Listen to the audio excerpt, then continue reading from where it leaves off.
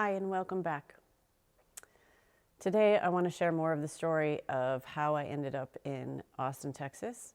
I moved here from Wisconsin, and I have a medical condition called fibromyalgia, which is made much, much worse in damp, cold weather, which is pretty much 7 months out of the year in Wisconsin. But in April of 2019, I think it was, we had had wet, heavy snowstorm after snowstorm after snowstorm that ran all the way into April. And my son had had 11 snow days in 2 months. And that's more snow days than I think I ever had in all 4 years of high school. It was a really brutal winter. So my pain levels were really bad. My depression was terrible. And I ended up laying on the floor of my walk-in closet,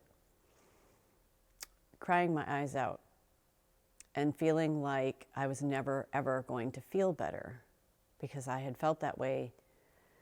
I had felt that deep depression for a really long time, about a decade. And so I asked myself, like, what's one thing that I could do today that would make me feel better? That might bring me out of this deep, dark hole that I was in.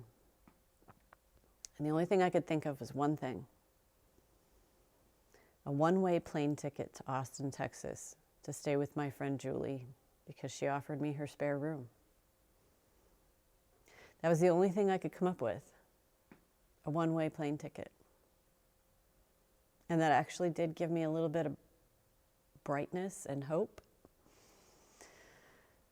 So I got up off my closet floor and I went to the computer, but instead of purchasing a plane ticket, I made an appointment with a counselor because I didn't want to run away from my problems. But I knew I needed a better life. And I needed some help to get there. And I worked with that counselor for about a year, and what she had determined was that the source of my depression was the fact that none of my needs were being met in my relationships. My relationships with my good friends were solid, but my relationships with my family, and especially with my husband at the time, was not. Now, my husband is a very, very nice man, patient and kind, and I didn't want to leave him. I didn't want to hurt him. I didn't want to disrupt my family. That was the last thing I wanted to do, was to hurt other people. But I myself was hurting. And for years I had chosen my own hurt in order to avoid hurting other people. Somehow I needed to come to the understanding that my life is also important to God. And how I feel and live and move in the world is important to God. It's just as important as the other people in my life. And that was a really hard realization to come to. So fast forward a couple of years to the fall of 2021. By that time, I had worked with 2 different counselors, both of whom came to the same conclusion: that none of my needs were being met emotionally, spiritually, mentally. I was just empty. I wasn't feeling anything anymore, because when I did feel things, it hurt. So I chose to be numb instead.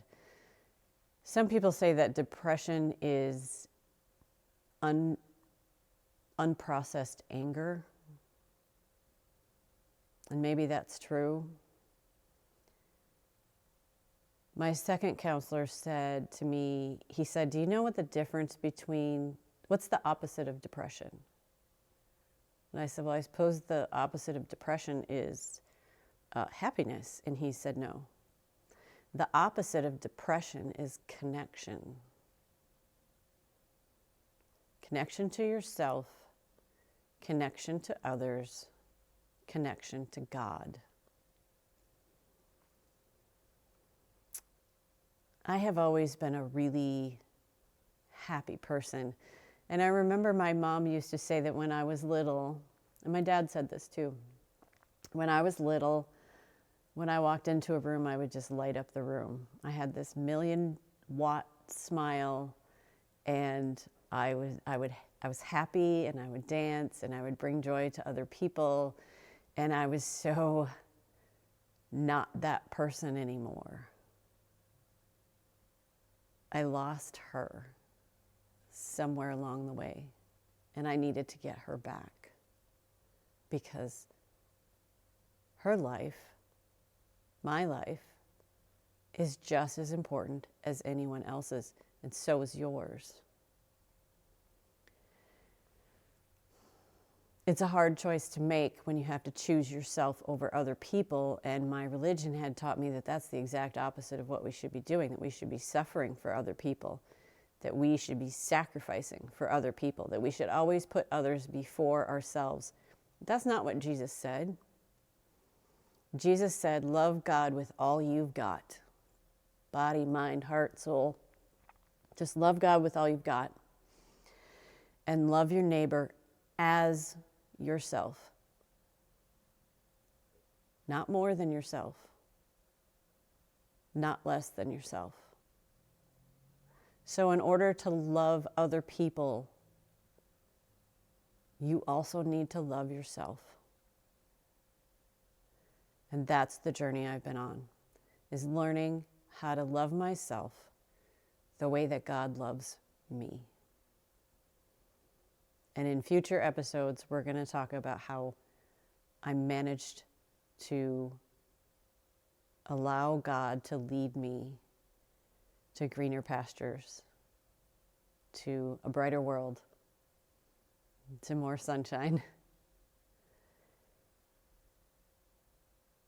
I've become my authentic self.